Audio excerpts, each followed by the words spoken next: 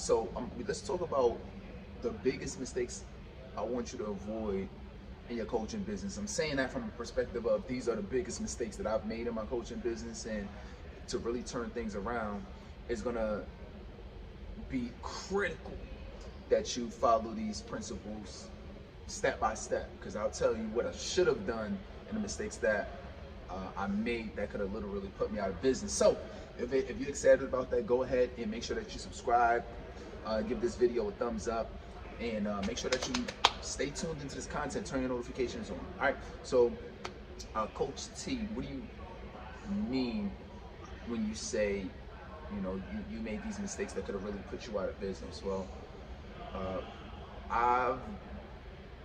from my experience, what I've learned is that you really have to pay attention to doing the right processes and strategies in critical areas that's going to move your business forward. Specifically, I help a lot of people who are coaches, and that's what I'm laser focused on. Now, the issue that I had as a coach was not paying attention to core metrics, not paying attention to the biggest drivers in a business. And if you're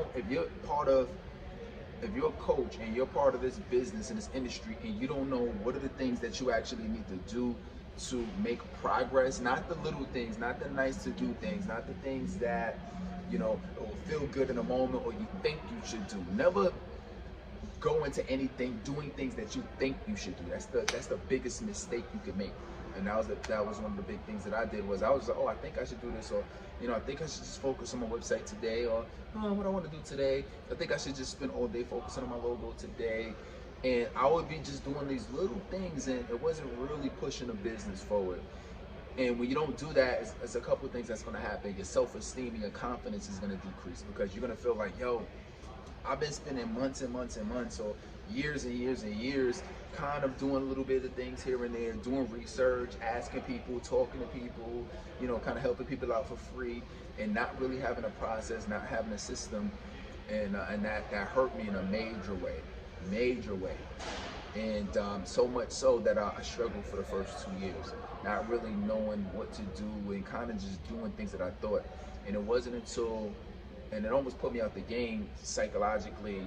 I almost quit, didn't generate any income. I was putting out money, but it wasn't making any money back. And it wasn't until I really started getting some guidance and some mentorship and some coaching that they said, wait a minute, why are you focused on this? 99% of the things you're doing does not matter in this moment. Doesn't mean that it's something you should never do, but in this moment it's not that important.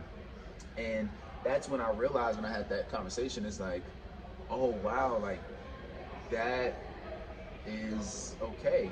I get it. Like I understand, right? There's just certain things that you should be focused on, right? You know, let's say if, I don't know, you drive in a car and you know, you on the highway and there's traffic, and you know, there's certain things that you probably shouldn't be paying attention to that's not as important as you paying attention to the road, right? You know, let's say, for example, looking at your cell phone, or, you know, people do it, but there's certain things that it's just more, it takes more priority in your business than others. And what I realize is that you have to be very aware to it, and you got to track yourself to what those things are. So, cool, coach, I get it. What are the mistakes? So let me give you a couple of them. So the very first big mistake that I made was not really understanding what my offer is. And when I say not understanding it, is at first I didn't really know what I was giving people. I was kind of just saying, hey, I can help you out, kind of get on the phone. And I didn't really understand what it took to help people make progress. I was just giving people what I thought would be good, and not really facilitating an experience that's gonna help somebody get the fastest amount of progress. It might be me coaching them for X amount of time. I used to spend a lot of time coaching individual sessions, right? Where it's like, oh yeah, you know, I'll coach you for a session and I'll charge you this. I coach you for a session and I'll charge you that. And although it might have been some good advice in a moment, I never really had anybody come back and say I changed their life, or I changed their business, or I never really had anybody who gave me testimonials besides, hey, that was some good advice. And I wondered why, and the reason was I didn't have a program that was in place where I could work with somebody for an extended period of time, for X amount of weeks. It was like these onesie twosies. I didn't facilitate an experience that allowed them to make progress, whether it's access to certain resources or worksheets or sending them on certain experiences or doing certain done-for-you services. So because of that, I didn't have an opportunity to really give somebody as much as possible to help them get results. On top of that, my price was too low, so I couldn't even even if I wanted to create a great experience for somebody, I couldn't create it because I wasn't even generating enough revenue to be able to provide exceptional experiences, invest in resources, tools, maybe additional staff or coaches to be able to help. You feel what I'm saying? So, so because of those things, that really limited me for many years in my coaching business. So that's the first mistake I made. Is this making sense? Hope you're liking it. The second mistake that I made was in terms of my content.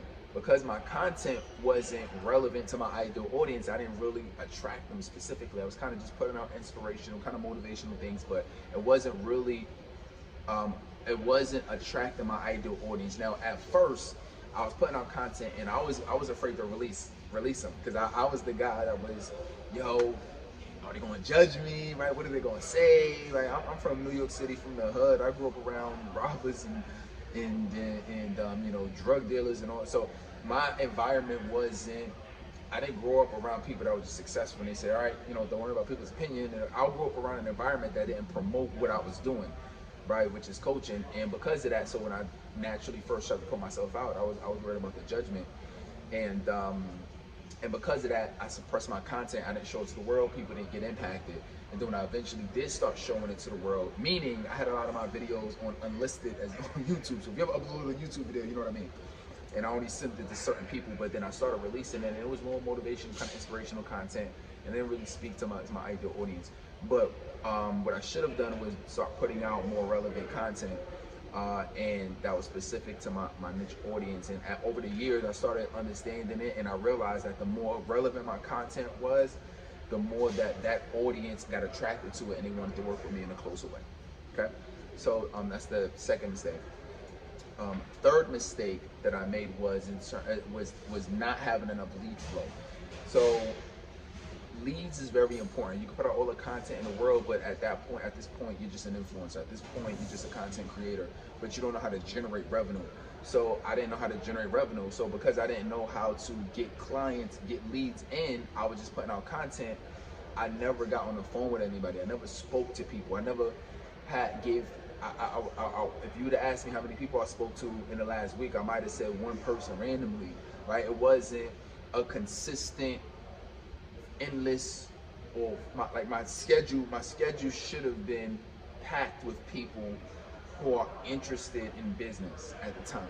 It should have been, even when I started with coaching, it should have been packed with coaches and people, and I should have been speaking to them and having conversations with them in a way where they're consistently enrolling in my program because I'm having those conversations. So my question to you is, if I asked you and I sat down with you and I said, all right, show me your calendar over the last week, how many people from your ideal audience would be on your calendar that I can physically see on your calendar that you have spoken to?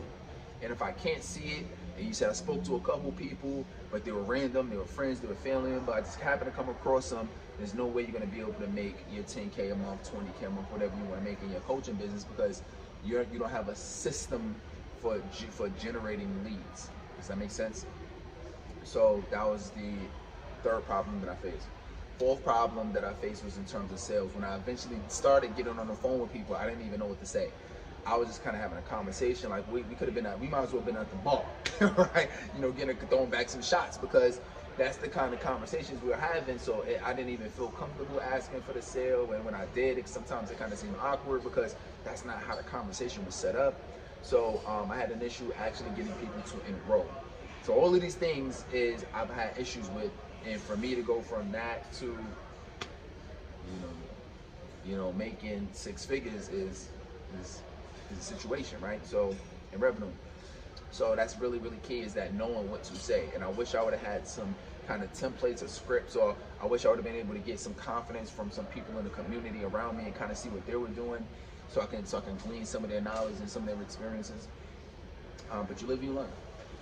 right? So, and then number 5 is that I wish that I had a coach. I wish I had somebody that, that, and I eventually got a coach over the years, but I wish initially I would have had somebody that I would have said, hey, this is what I'm doing every day. Can you look at my calendar and tell me, is this being productive? And to keep it 100, I didn't even have it on my calendar. So initially, the activities that I was doing every day it never fell on my calendar, right? I mean, I never really put it on. And then I went through a phase that, okay, I started putting it on, but I never actually did the things that were on my that was on my calendar. And so that was an issue. But I wish I would have had a coach early on, because they would have said, okay, Terrell, stop doing this. You can do that later.